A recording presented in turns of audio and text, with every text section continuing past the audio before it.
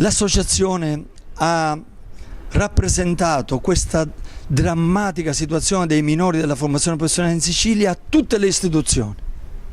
persino al Presidente della Repubblica e al Presidente del Consiglio dei Ministri, al Ministro della Pubblica Istruzione, al Presidente Crocetta, a tutti i 90 deputati. L'unica istituzione che ha risposto in questo momento con un intervento fattivo è stata la Presidenza del Tribunale dei Minori di Catania, che ha fatto inserire nelle linee guida contro la dispersione scolastica il monitoraggio dei corsi di istruzione e formazione professionale in obbligo,